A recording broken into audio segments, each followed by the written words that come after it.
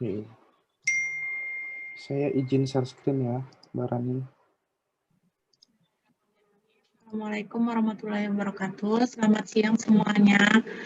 Terima kasih sudah hadir di kegiatan Laravel Cloud siang hari ini. Yang biasanya pada tidur siang, hari ini kita belajar tentang Laravel. Nah, sebelumnya kita jangan lupa untuk absen ya di link yang saya share. Untuk mengurangi waktunya, kita langsung ke Kak Fuad. Silakan Kak Fuad. Oke, makasih Mbak Rani. Ini saya izin share screen ya Mbak Rani. Oke, kita mulai dari PPT-nya. Oke.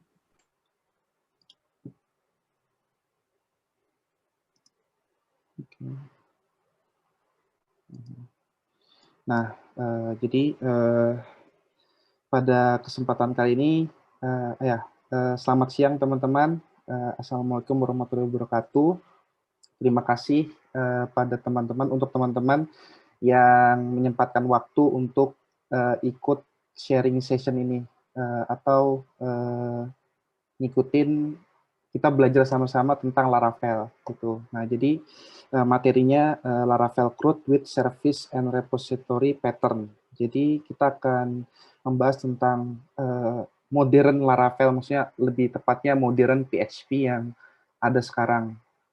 Nah, Oke.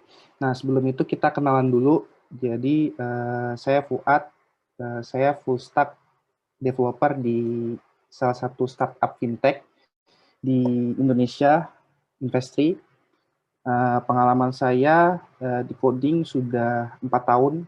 4 tahun kalau dihitung sama karir profesional dan karir dan belajarnya. Jadi belajarnya setahun, terus profesionalnya 3 tahun. Jadi 4 dikurangin 3 kan satunya itu 1 tahunnya itu belajar. Jadi belajar kenal kayak pertama kali kenal HTML, terus JavaScript, terus Vue. Terus saya punya hobi main Mobile Legends. Mungkin di sini teman-teman ada yang suka main Mobile Legends, bisa mabar nanti. Terus saya suka belajar hal baru tentang dunia perkodingan, jadi itu saya. Jadi kayak belajarin stack yang dipakai saat ini sama perusahaan-perusahaan besar itu apa aja sih, kayak Gojek, terus Tokopedia, dan lain-lain. Itu stack-stack mereka yang mereka gunakan untuk menghandle banyaknya data, banyaknya request tuh apa aja stack-stacknya itu saya tertarik. Jadi belajar hal-hal baru. Oke, lanjut. Jadi roadmap-nya kayak gimana? Jadi ini istilah-istilah yang perlu kita ketahui perjalanan materi kita. Jadi pertama kali kita kalau misalkan berpikir tentang back-end, pasti kita berpikir tentang request. Jadi siapa sih yang bertanggung jawab sama request ini? Setelah request ada respons. Siapa yang bertanggung jawab juga sama respons ini? Setelah respon, ada business logic. Business logic ini fitur, logika fiturnya. Misalkan kita mengembangkan fitur untuk misalkan ada message inbox gitu. Nah, fitur inbox. Nah, fitur inbox ini kayak gimana jalan logiknya, terus dia logikanya kayak gimana. Nah, siapa yang bertanggung jawab, file apa yang bertanggung jawab untuk menempatkan kode ini. Terus database query. Nah, terus database query, query-query ini ditulisnya di mana? Apakah di file itu juga di index.html atau di mana? Nah, itu siapa yang bertanggung jawab. Nah, lanjut. Nah, kita kalau misalkan kita berbicara dari yang tadi yang sudah saya jelaskan, kayak respon, request, database query, business logic, itu kalau berdasarkan dari kode PHP yang dulu ya maksudnya yang sudah erat kaitannya dengan PHP, itu satu file index PHP memiliki banyak tanggung jawab. Jadi kayak dia yang handle kemana-mana, routingnya dan lain-lain. Terus metodenya juga bercampur. Satu metode function banyak proses yang bercampur. Kode tampilan UI bercampur dengan kode bisnis. Terus kode query ditulis secara berulang-ulang. Nah, kalau sudah kayak gitu, ya cuman Tuhan dan dia yang tahu maksud kodenya kayak gimana. Jadi kayak ketika kita bekerja dengan sebuah tim, misalkan kita coding lebih dari satu orang, pasti ya akan kesulitan kayak developer tuh deliver feature yang diekspektasikan oleh orang produk. Jadi dengan adanya hal itu bisnis kita jadi mandek, maksudnya terhambat.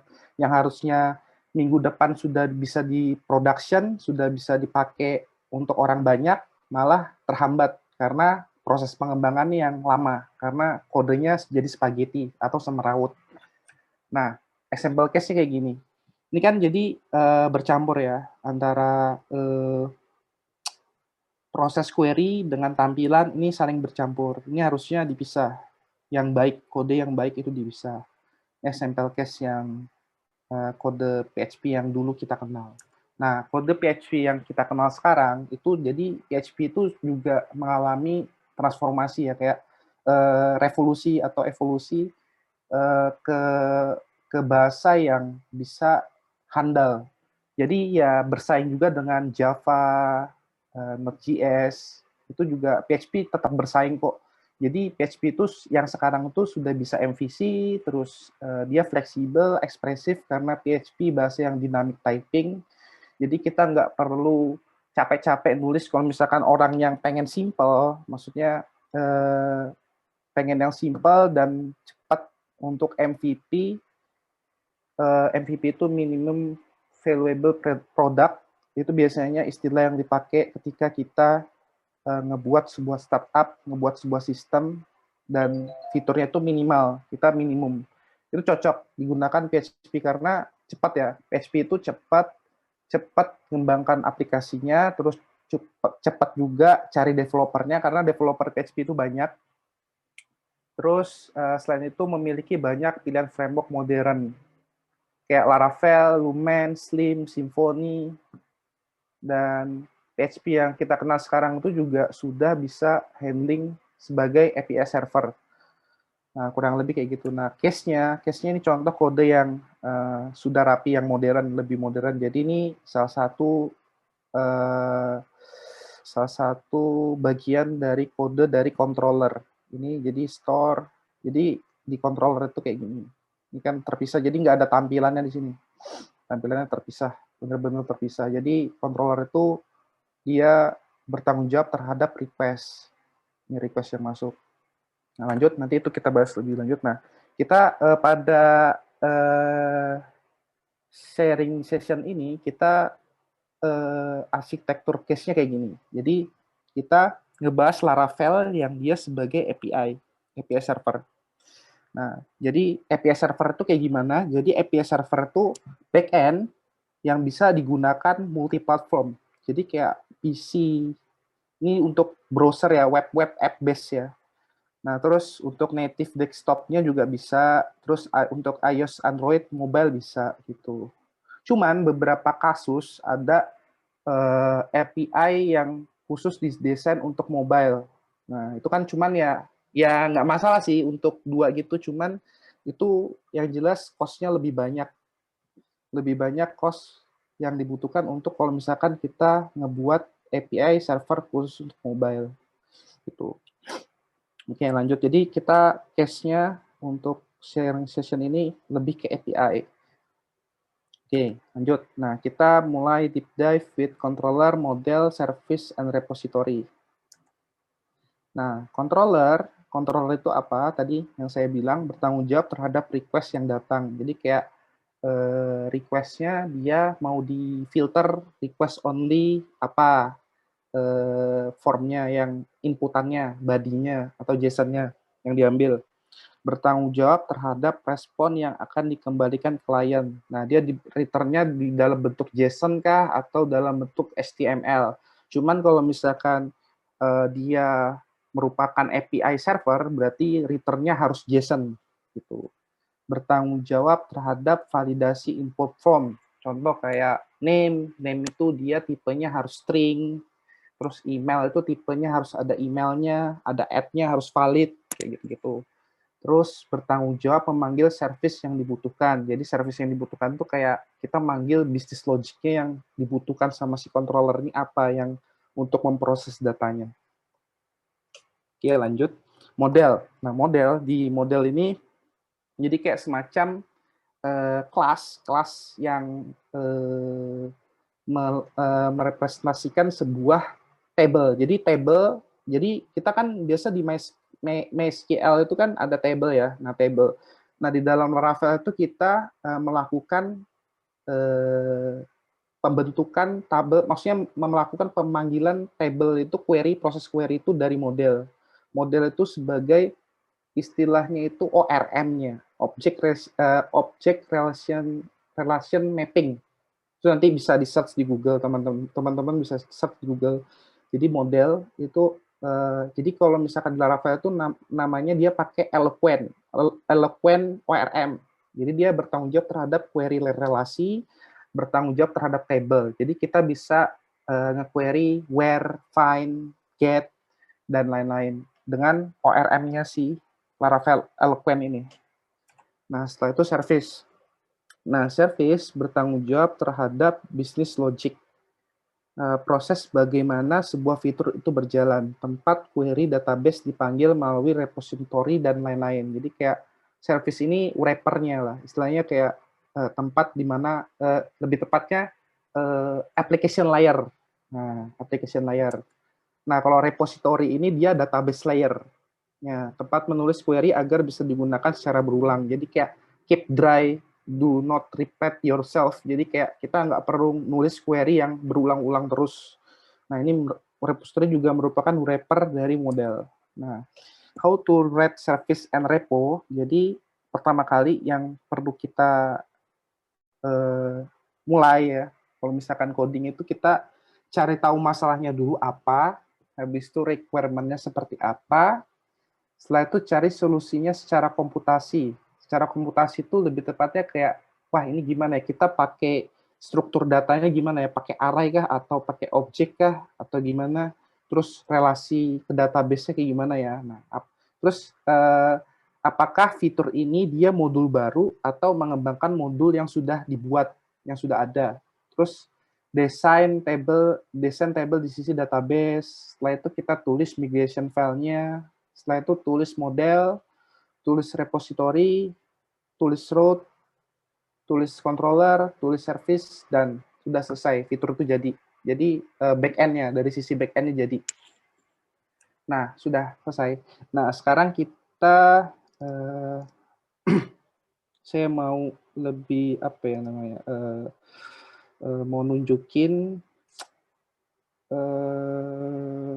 kodenya. Jadi kayak gimana ya, step yang dari awal ya. Kita kan tadi dari awal cari tahu masalahnya dulu, requirement-nya seperti apa. Nah, masalahnya misalkan kita punya masalah ini. Kita memang programmer tuh memang suka cari masalah gitu. Cari masalah ya untuk diselesaikan gitu, dipecahkan secara programming. Nah, misalkan kita punya masalah out nih. Nih out kita butuh untuk login sama login aja dulu. Sini kan karena ini memang secara requirement dia nggak ada registernya. Ini contoh yang sudah jadi ya, teman-teman. Nah, sign in. Contoh sign in. Nah, berarti kan kita define dulu requirement-nya. Oh, dia ternyata nggak perlu register, tapi registernya dilakukan secara manual lewat database sheet gitu, misalkan gitu. Terus atau dilakukan user itu dilakukan input oleh admin gitu. Berarti kan secara authentication, modul authentication itu dia ngebuat usernya itu dia sign in, dia hanya butuh sign in. Gitu. Nah, poin 1 sudah selesai. Setelah itu poin 2 cari solusinya. Nah, solusinya kita perlu ngebuat ada tabelnya kayak gimana. Nah, tabelnya kayak gimana? Itu jadi di Laravel ini database migration. Nah, nih buat admin table. Nah, name, username, didesain. Habis itu admin role. Nah, role-nya setelah ngebuat database, baru kita melakukan tulis migration file-nya kan, sudah. Terus tulis modelnya. Nah, modelnya seperti apa? Modelnya ada di sini.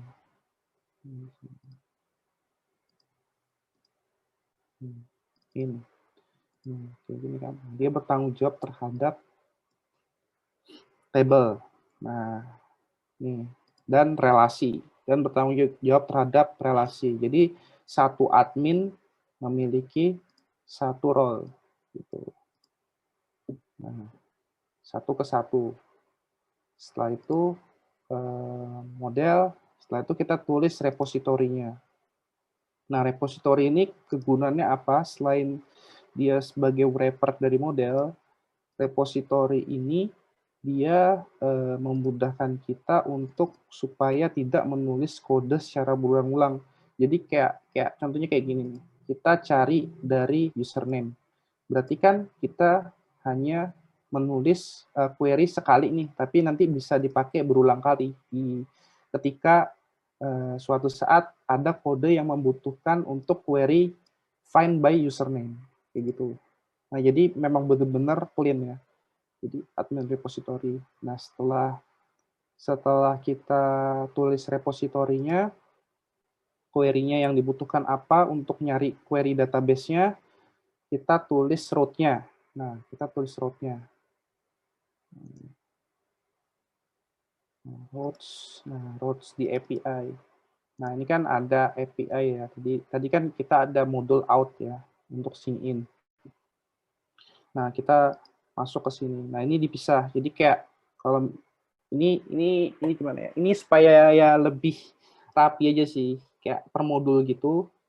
Tujuannya apa? Karena supaya kita nggak spaghetti. Jadi ketika kita mau trace kayak ada error atau bug, wah ini loginnya nggak bisa nih, outnya modulnya nggak bisa nih. Wah berarti kita trace-nya dari outroutes, modul outroutes. Nah dari sini kan kita bisa nge-trace. Oh di sini dia route-nya sign in, prefix sign in. Terus pakein middleware. Middleware ini kegunaannya untuk dia di tengah-tengah antara request dan response. Jadi di tengah-tengah. Jadi ini JWT Guard untuk mengecek apakah dia request-nya ngebawa token JWT atau enggak. Sudah out atau enggak. Karena ini kan pakai JWT ini stateless ya. Nah, setelah itu kita sign in. Kita fokus di sini, sign in. Setelah sign in, kita trace dari sini controllernya. Berarti tadi di HTTP, controller, API, out controller, sign in. Sign in. Berarti dia ketika dia request input admin login sama dengan true, nah ini kan kembali ya. Jadi di sini peran dari controller itu sebagai bertanggung jawab terhadap request. Jadi request yang masuk itu dicek dulu sama controller. Tapi pemrosesannya dilakukan oleh service kayak gitu. Untuk loginnya, untuk ngedapetin token JWT-nya. Ini dicek ya, username-nya harus required, password-nya harus required. Jadi dicek. Terus request only admin login, username, password. Dia harus ada admin login, username, sama password. Dia ngambil ini aja, arah ini.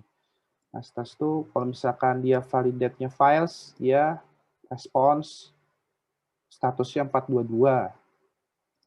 Nih, get message back ini untuk mendapatkan errornya apa sih? Ya, kurangnya apa sih? Kita respons ke klien. Nah, selain itu, jadi di Laravel ini kita bisa membuat respons yang kita gunakan. Jadi kayak kita bisa define, jadi gini, pemikiran gini, kayak bagaimana kita ngebuat sebuah struktur data JSON yang bisa konsisten. Nah, di Laravel itu kita bisa tulis di controller functionnya public function response, habis itu ya biasa ya, parameternya apa, terus default parameternya statusnya apa, gitu. Jadi ini kalau misalkan mau di custom ini nanti bisa di override. Setelah itu, nah ini maksud saya yang konsisten itu kayak gini. Jadi harus ada message-nya, datanya. Kadang kan ada beberapa kode itu dia nggak konsisten ya. Jadi kayak ada kadang ada message-nya, kadang nggak ada message-nya, kadang pakai data, kadang langsung datanya aja isi dari ininya, kayak gitu kan. Nah ini supaya konsisten dibuat kayak gini. Jadi kita bisa menulis kode secara konsisten, jadi kode itu mudah untuk di-maintain. Nah, ini kan saya masukin ini response, terus login sukses, message-nya apa, terus datanya yang di return apa ke JSON-nya. Setelah itu isi dari service-nya. Nah, kita mulai masuk ke service nih, teman-teman. Nah, ini kan tadi kan sudah ya. Tadi kan tulis route, tulis controller, tulis service. Nah, service-nya apa?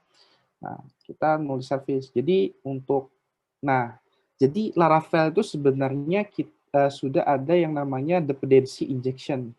Jadi kita nggak perlu new lagi gitu. Kayak misalkan di sini ya, ini kan kayak ini saya pakai model dependency injection. Jadi mulainya dari sini biar kelihatan. Dari app 1 dari SIW service provider. Habis itu ini kan dia manggil ini app out service. Nah, kalau misalkan secara manual itu kayak gini ya. Misalkan service misalkan sama dengan new service. Nah, misalkan kayak gini. Nah, ini secara konvensional ya. Cuman kan kita jadinya kotor ya. Kode di controller itu jadi kotor. Nah, supaya dia nggak kotor, jadi kita main juga tentang dependency injection. Jadi kita daftarin service-nya dari sini, dari providers. Nah, providers ini kita bisa buat pakai Laravel service provider. Nah, teman-teman nanti bisa cari, baca-baca tentang guideline-nya Laravel lagi. Bisa baca-baca sini. Nah, kita membuat writing itu kayak gini. PHP Artisan Mac Provider, kalau case-nya di sini berarti PHP Artisan Mac Provider, SIW Service Provider. Nah, nanti dia ngebuat, terus setelah itu kita daftarinnya di sini, di app.php. Setelah itu didaftarin, nah ini kita daftarin di sini. Nah, setelah itu kita bisa kepake deh. Setelah itu bisa kepake, habis itu kita daftarin abstraknya, kontraknya seperti apa, kontrak ini apa, kontrak ini dia interface, jadi service, maksudnya interface itu kayak gimana, kayak service yang akan di-serve ke consumer. Jadi kayak kita define, kadang kan di dalam sebuah kelas service namanya app service out. Nah, dalam sebuah service ini biasanya kan kadang ada function helper ya.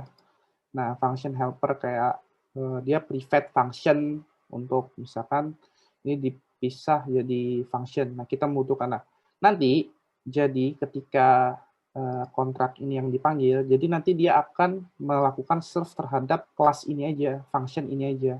Function yang lain-lain nggak ikut terserve di sini. Misalkan tadi di sini ada misalkan di sini ini contoh aja ya, private function test, misalkan gini. Nah, di sini, ini kan ada private function test. Nah, di sini nanti berarti nggak bisa dipanggil. Tes, di sini nggak bisa dipanggil. Nah, dianggap nggak ada. Ya kan? Nah, yang terprovide ini sing in. Nah, sing in. Nah, dia hanya, jadi kayak kita benar-benar mendesain function apa yang akan di-serve ke consumer-nya. siapa yang make gitu. Nah, setelah itu ini kan sign in ya. Nah, masuk ke service. Nah, di service ini kita melakukan injection lagi. Jadi kita inject modelnya. Jadi modelnya dipakai, kita butuh model apa? Admin sama residen. Residen itu warganya. Admin sama warganya. Nah, setelah itu kita construct nih, construct repositorinya yang sudah kita tulis tadi supaya bisa dipakai. Nah, ini find by username, ini kan. Nah, admin modelnya ya. Modelnya di-inject, kita inject lagi construct. Setelah itu resident repository ini di-construct lagi. Nah, jadi kayak bisa kita pakai kayak gini. Function find by NIK, sing resident, create, update, find out. Ini bisa resident mail count gitu. Jadi kayak kita melakukan satu kali penulisan query tapi bisa dipakai di berbagai macam kode gitu. Di kode mana aja gitu. Ya asalkan kodenya itu dipanggil di service karena layer dari aplikasi itu ada di service. Nah, ini kan kayak gini admin repo. Nah, setelah itu kita cari username-nya. Find by username. Terus cari, kalau misalkan dia residen, warga, cari dari NIK. Tuh. Nah, jadi kayak kalau misalkan kita gini, jadi kalau misalkan, nah sama ini, kalau misalkan user yang nggak ada, not valid, kita throw aja. Bisa kita pakai throw. Nah, karena kan di sini kita pakai catch ya. Sini. Controller. Terus di sini. Nah, kita pakai catch. Sini, nah, nanti ada exception-nya. Nah, nanti statusnya ini bisa ngecek nanti dia. Nah, default-nya 403. Trash-nya, terus message-nya. Gitu. Nah, sampai sini mungkin dari teman-teman, oh ya, lanjut. Ini masih kita cek lagi. Nah, tulis controller, tulis service, nah, dan udah selesai. Gitu. Jadi step-stepnya kita supaya kode kita bersih, step-stepnya seperti itu. Jadi mulai dari pertama kali desain, cari tahu dulu masalahnya apa, habis itu desain database-nya kayak gimana, tulis migration file, habis itu kita tulis routes-nya mau di mana, modulnya apa, apakah dia mengembangkan modul yang sudah ada, kalau misalkan mengembangkan modul yang sudah ada, tinggal ditambahkan aja route-nya apa. Setelah itu,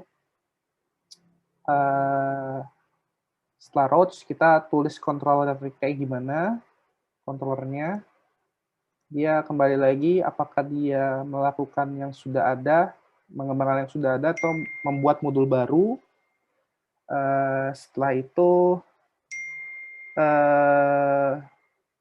kita tulis service-nya kita tulis dulu modelnya. Kita tulis modelnya dia tabelnya yang tadi migration-nya, admin kah, terus relasinya kayak gimana. Habis itu tulis repositorinya, bikin repositorinya di apa ya, kita desain kayak gimana, query-nya, with, where. Setelah itu kita bisa tulis service-nya kayak gimana. Mana ya? Service. Nah, ini service-nya kayak gimana. Nah, ini. Nah, untuk repositorinya ini ada, teman-teman bisa download nanti di sini. Nah, ini untuk backend-nya. Untuk backend-nya, teman-teman. Oh ya, di sini.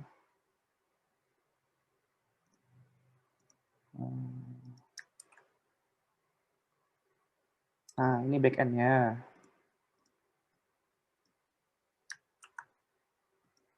Ini front end-nya. Nah, bisa di-download. Nah, untuk show-nya yang ini karena waktunya gimana ya? Ini bukan workshop sih. Kalau workshop ya kita bisa, atau bukan workshop atau bukan bootcamp. Kalau misalkan bootcamp atau workshop kita bisa coding bareng, kita bikin masalah baru gitu. Nah, ini ada di localhost 80.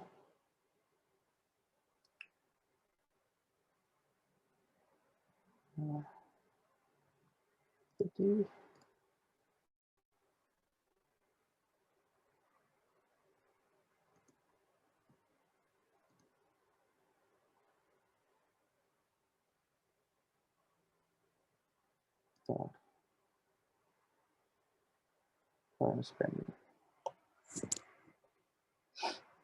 nah, ini kan. Jadi ini model API ya. API kita di sini kan ada contoh. Ini kita ngetrace ini. Gimana cara ngetrace ini? Oh, ini statistik. Berarti kita cari kodenya ada di statistik di sini nih. Oke. Nah, kita custom tuh. Nah, berarti di sini di statistik kayak gitu caranya. Statistik. Terus, wah, ini ada di modul mana? Announcement. Oke, berarti ini ada di announcement. Gampang kan carinya? Ngetrace-nya kalau misalkan kode kita memang benar-benar rapi. Itu. Ini announcement controller. Ini repository. Nah, controller di sini. Nah, complaint. Nah, ini kita collect data complaint, query-nya juga ada.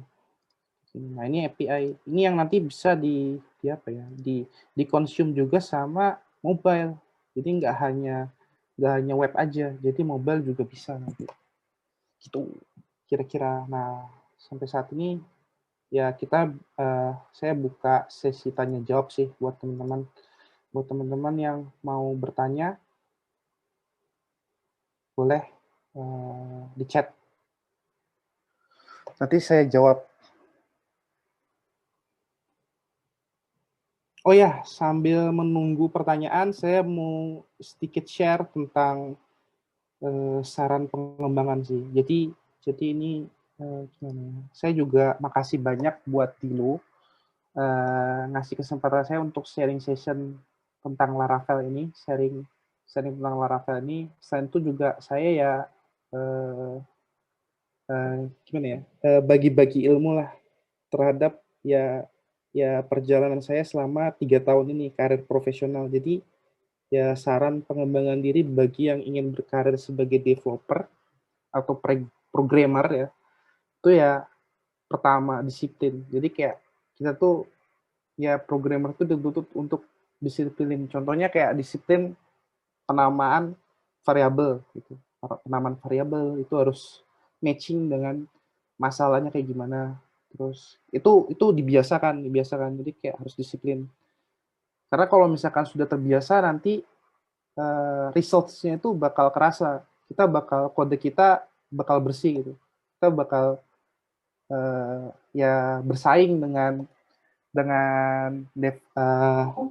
dengan engineer yang sudah experience, walaupun kalian baru, tapi kalau misalkan kalian benar-benar disiplin sama tekun, kalian bisa nyaingin mereka gitu.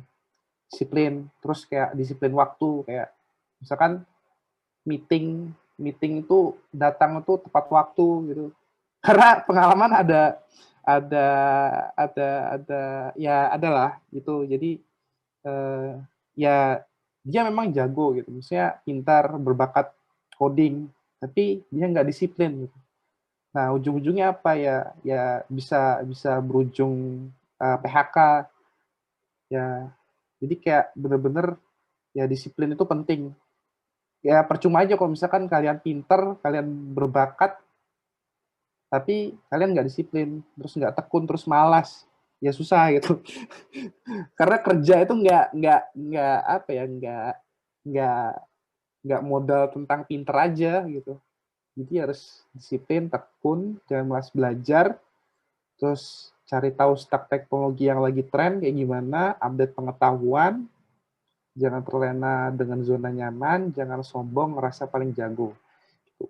Ya don't talk up aja, ya saling sharing aja gitu. Oke, ini ada pertanyaan dari teman-teman. Oke. Mas Fuad, apakah dulu background-nya memang IT sebelum belajar sendiri? Ya, saya background-nya dulu IT. Saya dulu memang IT background-nya. Tapi saya SMA itu kuliah tuh IPS loh teman-teman. Saya IPS dulu. Saya anak IPS tapi masuknya teknik loh. Ayo. Ya itu karena ini kembali lagi kan karena modal apa disiplin, terus saya tekun, terus saya nggak malas belajar, terus saya juga update terus pengetahuan, nggak terlena sama zona nyaman, nggak sombong gitu ya. Saya sharing. Kalau misalkan saya sombong, saya mungkin nggak sharing tentang ini gitu loh. Gitu. Mungkin ada pertanyaan lagi dari teman-teman. Tadi yang raise hand si Aco ya. Oke, boleh deh Mas Aco. Mas Aco, pertanyaannya mungkin apa yang mau ditanyakan bisa via mic atau via chat. Oh iya, ini saya share aja deh apa filenya. Karena lengkap ada apa namanya? Ada linknya, ada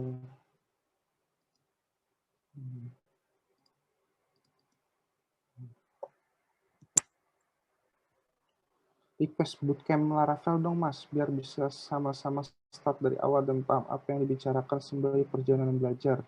Nah itu nanti, ya ini kan karena pandemi ya, susah juga kita, itu nanti bisa dibicarakan lah itu, nanti sama Mbak Rani, sama Mbak Rani, sama... Oke. Itu ya teman-teman sudah PPT-nya. Jadi itu pengalaman saya. Berat sih emang kayak disiplin itu berat, tekun itu berat, tapi ya kodenya jadinya bagus.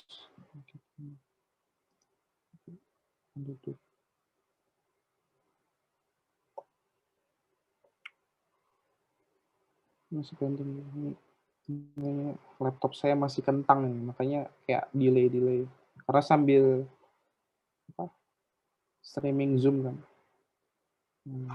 Di sini. Nah, ini kan bisa ini ada pertanyaan lagi. Bootcamp lewat Zoom aja Mas, biar tinggal di luar daerah Kaltim bisa ikutan belajar. Ya, ide bagus tuh. Ya, bisa nanti dibicarain lagi tuh. Gimana Mas? Ya. Mau isi bootcamp nih. Bootcamp bisa sih Mbak. Tiap hari Minggu bisa, Sabtu Minggu aja Minggu tuh banyak yang mau tuh setuju bootcamp via Zoom. Beneran mau ya? Ini nanti kalau udah ada ternyata pesertanya hilangan. Nah, terus ini Diadakan Januari ya. Iya, Januari boleh tuh. Januari. Nah, ini saya mau jawab nih pertanyaan Laravel khusus PHP ya, Mas. Kalau di Node.js adakah thanks before?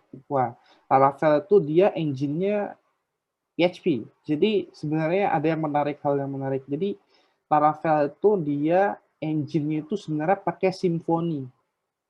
Nah, jadi dari engine dari Symfony kayak routing ini ya, kayak routing-routingnya Laravel nih ya, kayak gini nih. Kayak routing-routingnya dia, model-model routing. Ini sebenarnya dari Symfony. Terus controllernya. Nah, terus tapi di wrapping sama dibentuk jadilah Laravel gitu. Kalau misalkan kita bicara tentang Lumen itu engine-nya Laravel gitu. Sama aja, Laravel adalah Lumen adalah Laravel gitu. Kalau Node.js itu biasanya pakai Express atau Nest.js, itu yang lagi hype sekarang, setahu saya lah ya. Ini ya, Nest.js. Ini untuk Node.js nih. Biasanya pakai ini Node.js. Ini TypeScript base. Kalau mau yang kalau misalkan mau yang plain vanilla itu bisa pakai ini Express gitu. Teman-teman.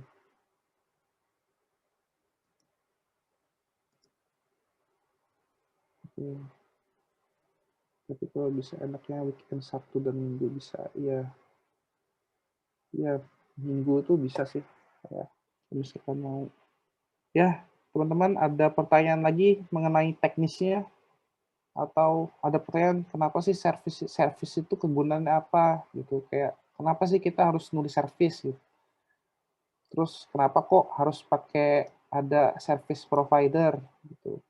Nah, service provider ini kan sebenarnya kayak yang nge-provide, dia melakukan injection terhadap kode. Jadi hasilnya apa yang didaftarkan di provider ini akan masuk di in memory. Jadi performa aplikasi kita tuh nggak jelek. Jadi misal dia melakukan hit untuk store ya, misalkan ini store. Nah, si PHP itu dia nge-construct terus masuk in memory. Nah, masuk in memory, habis itu nanti dia bisa melakukan proses yang selanjutnya gitu. Store. Terus nanti ya lebih memori efisien sih ketimbang kita new gitu.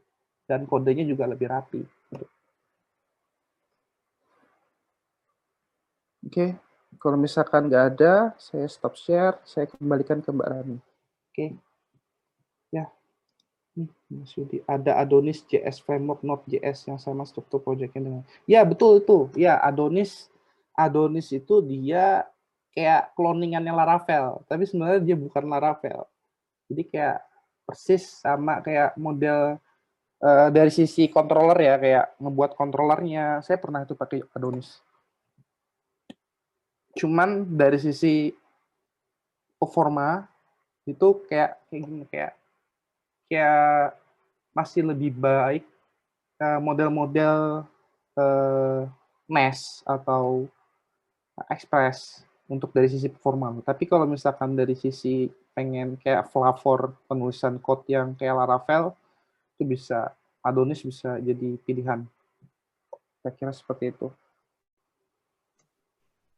Mas Ariel, boleh open mic? Mau nanya. Ya, makasih Kak. Bang mau nanya nih Bang. Ya. Belum nggak bisa hidup lagi nggak bisa hidup kamera. Jadi tadi kan servis semua itu kan yang urutan langkah itu, terus kalau misalnya udah buat gitu berarti tadi kalau salah sempat bilang itu bisa dipakai gitu kan Bang untuk jadi API ya. Itu berarti udah jadi bisa dipakai atau gimana itu Bang kalau misalnya untuk API? Nah, itu kalau misalkan sudah jadi API, ya berarti sudah bisa di-hit kan. Pasti kalau misalkan kita ngetes sebuah API itu kita perlu yang namanya REST client atau kita bisa pakai Postman atau Insomnia gitu. Ya kebanyakan orang pakai Postman sih. Postman itu bagus, cuman berat tapi ya bagus, banyak yang pakai karena bisa sharing collection. Nah, kalau Insomnia itu dia ringan, cuman kekurangannya dia nggak bisa sharing kayak cloud sync gitu. Ya bisa, jawabannya bisa. Kalau misalkan sudah jadi selesai ngikutin step-step itu bisa, harusnya bisa. Itu sudah saya share juga ya repositorinya. Jadi kalau misalkan teman-teman ngulik atau ubah-ubah kodenya nggak apa-apa, nggak masalah. Jadi ubah-ubah aja gitu, sambil belajar kan. Jadi kayak melihat struktur penulisannya kayak gimana. Terus kayak ngejalan itu juga stacknya pakai API dan front end yang terpisah kan, Foo dan Laravel. Jadi nanti sambil belajar juga cara ngejalaninnya kayak gimana, terus cara ngejalanin Foo-nya kayak gimana. Nah, itu kalau misalkan Foo untuk ngejalanin Foo-nya itu dipakai Node aja, Node versi 12 atau 10 juga bisa. Tinggal npm install, habis itu npm run serve, udah jalan. Setelah itu untuk yang Laravel-nya itu bisa pakai Docker atau pakai SAM. Nah, kalau saya pakai Docker. Pakai Docker kenapa? Karena tinggal Docker compose apt min d, udah jalan gitu. Nah, ini saya share lagi sedikit ya. Jadi kalau untuk ngejalaninnya saya yang di mana?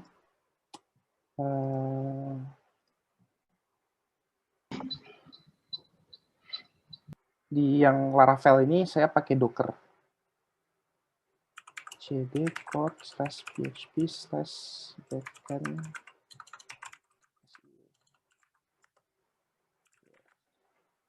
Ini Docker Compose.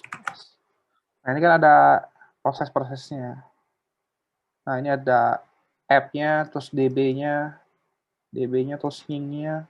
Jadi kayak stack-stacknya itu sudah ditentukan. Jadi kita tinggal untuk ngejalanin itu tinggal cukup ini aja, Docker Compose up DB. Nanti dia ngejalan. Ya, jadi kayak ngebuat image gitu. Nah, setelah itu nanti run PFP artisan. Ini kalau misalkan pakai Docker Compose exec app php artisan migrate. Nah, nanti dia ngelakukan migrate gitu. Nah, enaknya pakai Docker itu kita bisa define PHP versionnya sih. Jadi di sini sudah ada Docker file-nya kok. Nah, teman-teman bisa lihat di sini. Nah, sudah ada Docker file. Jadi kayak kita benar-benar mereplikasi sesuai dengan stack yang dipakai di server. Ini pakai 7.4. Terus gitu. Ya nanti teman-teman explore. Ya ini karena keterbatasan waktu, jadi ya saya in conclusion aja, in general aja. Oke. Ya, kasih banyak Bang. Ya. Gimana nih teman-teman, ada yang mau nanya lagi nggak? Kalau boleh tanya sedikit nih, Mas Fuad. Ya. Mas Fuad, kenapa belajar Laravel? Jadi panjang ya ceritanya. Jadi kayak jadi kan saya kuliah di Poltek, habis itu OJT itu di Dilo saya. Saya OJT di Dilo. Habis itu di Dilo itu ada tugas disuruh sampai setia ngebuat sistem informasi guest house. Wah, pusing kan saya. Terus itu pertama kayak nggak bisa sama sekali, kayak kode saya juga masih berantakan ya, kayak kecampur-campur, belum terpisah kayak yang tadi, kayak application layernya masih misalkan nyimpan file, nyimpan data ke database tuh masa di controller. Nah, gitu kan. Jadi hasilnya controller saya tuh panjang banget gitu. Line-nya ke bawah panjang banget. Jadi masih nggak rapi. Jadi ya belajar tuh di Dilo, terus ketemu di Dilo itu ketemu sama yang namanya Mas Heru. Nah, Mas Heru tuh mentor saya dulu. Tuh nanti itu teman-teman bisa ikut juga itu sama sessionnya Mas Heru. Tanggal berapa tuh Mbak Rani? Di tanggal 29, jangan lupa ya.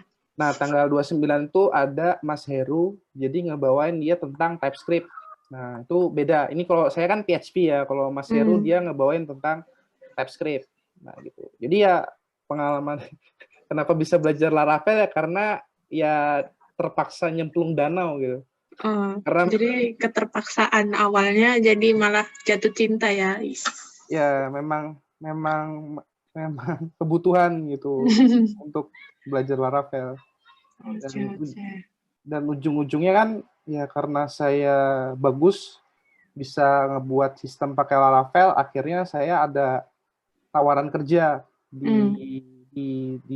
dari Dilo tuh ada lowongan kerja developer Laravel dicari. Wah, terus saya kesempatan dengan opportunity akhirnya ya saya join.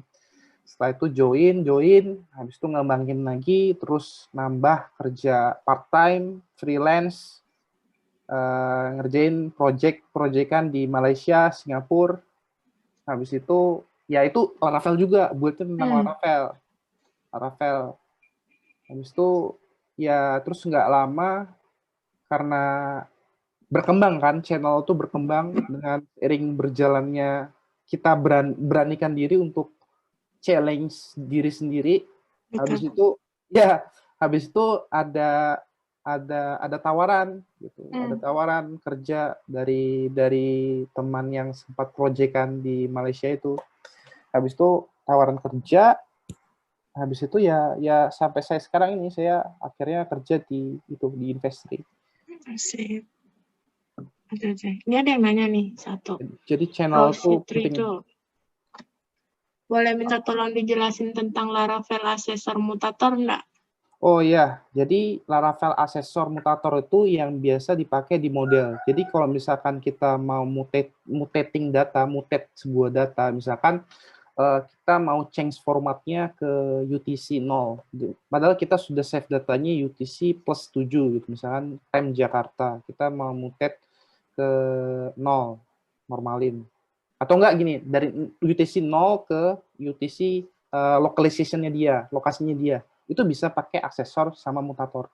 Itu aksesor itu kayak dia melakukan akses dinamik model sama mutate bisa mutate juga gitu. Aksesor mutator itu maksudnya itu ada di model Laravel model. Itu Rashid. Nah, untuk yang terakhir nih, kalau nggak ada yang tanya lagi, pesannya Mas Fuad untuk teman-teman yang baru belajar Laravel apa nih? Wah, itu kalau ya itu ya disiplin, terus jangan males. Kalau misalkan memang berkarir ya, kalau misalkan jadi gini, ilmu pengetahuan tuh gini, kita kadang kan wah egois ya, maksudnya serakah. Kita pengen nguasain semuanya. Jangan kayak gitu. Tapi kita ambil fokus kayak orang mau manah tuh. Kayak orang mau manah kan kita harus fokus. Kita manah kemana arahnya. Nah, jadi harus fokus kalau misalkan kalian memang berkarir sebagai developer, ya udah berarti kalian tekuni, maksudnya tekuni pilih salah satu framework yang kalian menurut kalian sudah kalian kuasain banget.